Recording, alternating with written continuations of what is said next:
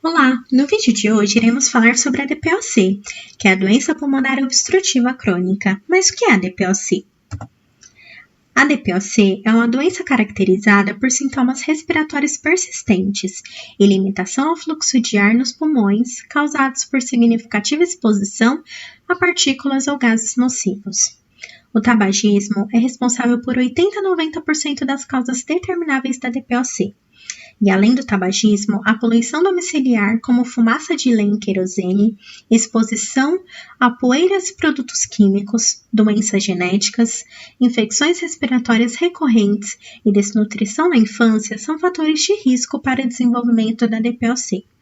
Bom, a DPOC não tem cura e é a terceira causa de morte no mundo todo, estando atrás somente de cardiopatias e doenças vasculares cerebrais. A DPOC é um termo geral para duas condições principais, a bronquite crônica e o enfisema pulmonar. A limitação do fluxo de ar é caracterizada por um estreitamento dos pequenos brônquios, devido tanto pelo engrossamento das paredes, quanto pela presença de secreção dentro dos brônquios. Além disso, há uma progressiva destruição do tecido pulmonar, que normalmente se parece com uma esponja densa e que com a doença se torna cada vez mais perfurado e aerado. Essas duas alterações estão presentes em maior ou menor grau, variando de caso para caso.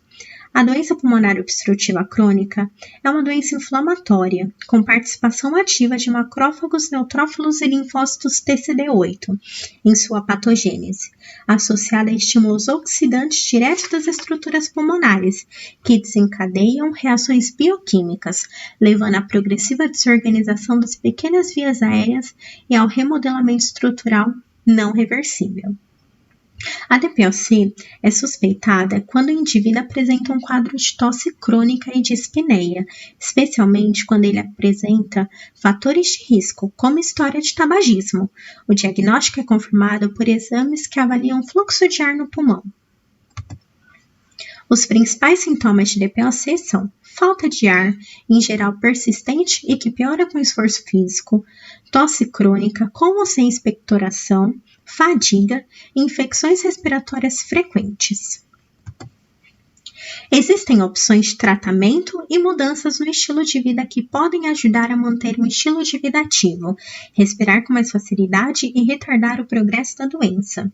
A utilização de medicamentos, a prática de exercícios físicos, a oxigenoterapia e a utilização de broncodilatadores podem ajudar.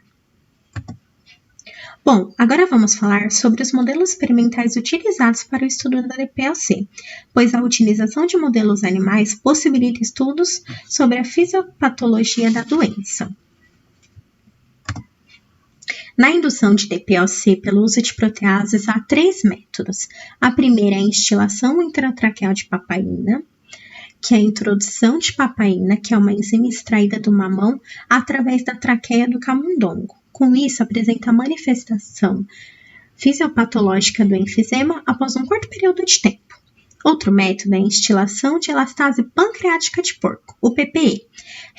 Ele resulta em um alargamento rápido e significante dos tecidos aéreos pulmonares, além de hemorragia.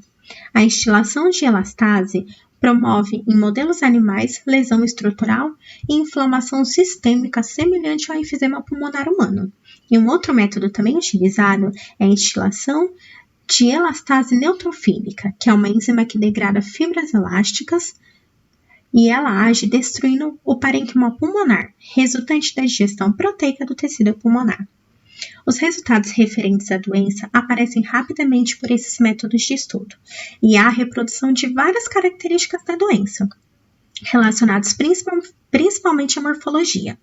Todas essas enzimas podem determinar quadros de destruição do parênquima pulmonar do padrão enfisematoso, e o uso de protease para a indução da DPOC, apesar de eficientes, não reproduzem precisamente os mecanismos de destruição alveolar, consequentes à inalação de fumaça, não reproduzindo a sequência de eventos patológicos característicos do enfisema pulmonar que acontecem em humanos. Aqui nós temos uma tabela onde mostra as vantagens e as desvantagens da utilização da instilação de protease. As vantagens é que é um método simples e de fácil aplicação. A obtenção dos resultados é rápido, há uma alta reprodutividade e os aspectos morfológicos é semelhante à doença humana. As desvantagens é a pobreza de constituintes inflamatórios, o mascaramento de efeitos de outras substâncias inaladas e o processo fisiológico que culmina o surgimento da doença nos modelos animais, é diferente do humano.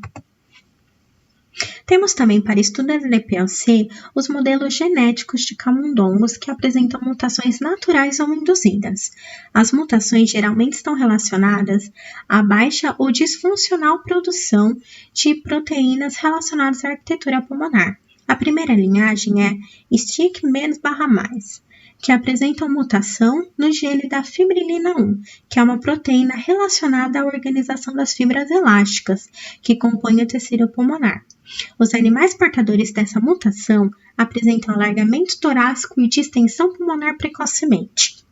E nos aspectos morfológicos, eles apresentam aumento irregular nos espaços aéreos. Outra linhagem natural que desenvolve a DPLC é a Pallid+. Ela apresenta deficiência na produção da alfa-1 antitripsina, que é um inibidor de enzimas, e essa inibição serve para proteger os pulmões de enzimas capazes de digerir proteínas produzidas durante respostas inflamatórias. E essa linhagem apresenta destruição moderada do parênquima pulmonar. Já os camundongos beige+, se desenvolvem alterações no tecido pulmonar características da DPLC, resultantes de deficiência na formação de grânulos neutrofílicos primários.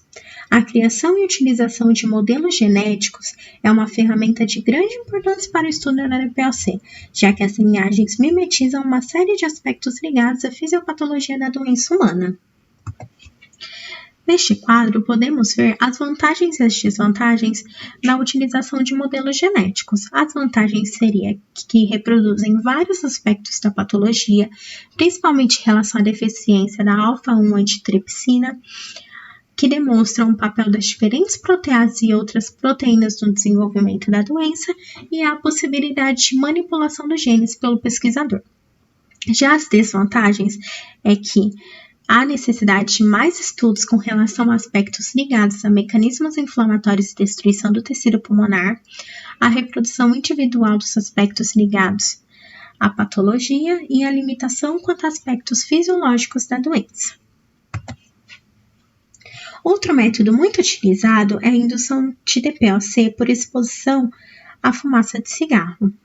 Os melhores resultados são obtidos durante os períodos crônicos de exposição, que é acima de 6 meses. A utilização de modelos animais como ratos, camundongos, porquinhos da Índia para o estudo da enfisema, induzido por meio da fumaça de cigarro, representa uma tentativa de aproximação dos modelos experimentais com a doença humana, principalmente em relação aos mecanismos fisiopatológicos envolvidos na geração do enfisema.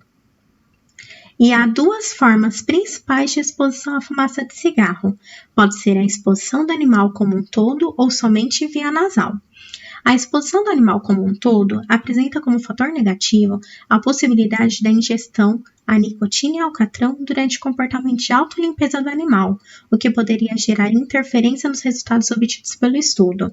Mas os dois métodos, tanto via nasal como exposição do animal como um todo, têm sido utilizados como modelo de estudo da fisiopatologia da doença. Um dos métodos para o estudo da DPLC é a utilização da queima do cigarro para a indução do enfisema em animais, o que simularia as condições fisiológicas de um fumante passivo. Outro método realizado é a exposição dos animais à fumaça resultante da sucção, a tragada, do cigarro, realizada nesse caso por meio de uma bomba que emite a fumaça proveniente da sucção do cigarro para outro compartimento, onde se encontram os animais, simulando dessa maneira uma condição de um fumante ativo. Em ambos os casos, ocorre a geração do enfisema nos animais, sendo o grau da doença relacionado ao tempo de exposição. E a escolha da espécie animal a ser utilizada para a indução do enfisema pulmonar por exposição à fumaça é considerada como fator essencial para a construção de modelo experimental que mimetize de forma fidedigna as características fisiopatológicas da doença humana. Os roedores, como os ratos, camundongos e a guinea pig, que é o porquinho da Índia, são as espécies mais utilizadas para a indução do enfisema pulmonar por exposição à fumaça. O uso do porquinho da Índia tem como principal vantagem a geração do enfisema marcante, de fácil reconhecimento se comparada à doença gerada em outras espécies de roedores. Em contrapartida, o uso dessa espécie demanda elevado custo, além de não permitir uma grande quantidade de estudos moleculares. Outra espécie de roedores utilizadas são os camundongos, que têm como vantagem a possibilidade de realização de ampla gama de testes moleculares, além da existência de inúmeras linhagens naturais que apresentam diferentes reações à fumaça, tornando-os mais ou menos suscetíveis ao desenvolvimento do enfisema. Apesar disso, os camundongos têm como desvantagem a dificuldade de análises funcionais mais detalhadas, devido ao tamanho reduzido dos animais se comparado a outros roedores. E a utilização de ratos como ferramenta para a criação de modelos experimentais de DPOC é amplamente descrito na literatura, gerando resultados satisfatórios tanto para a exposição à fumaça da queima do cigarro, como em modelos que utilizam bomba de sucção. O uso dessa espécie animal permite a realização de ampla gama de análises funcionais. Em contrapartida, essa espécie tem como principal desvantagem o fato da doença gerada ser mais branda sob o aspecto fisiopatológico, o que dificulta a comparação de parâmetros funcionais dos animais expostos à fumaça de cigarro em relação aos não expostos. Aqui vemos uma outra tabela que mostra as vantagens e as desvantagens em relação aos modelos de indução da DPOC por meio da fumaça de cigarro. As vantagens seriam a reprodução de uma série de aspectos ligados à DPOC, inclusive com relação aos processos inflamatórios envolvidos, codificações nas vias aéreas condizentes com as que ocorrem na doença humana e o tempo para aparecimento dos sintomas semelhantes com a patologia em humanos.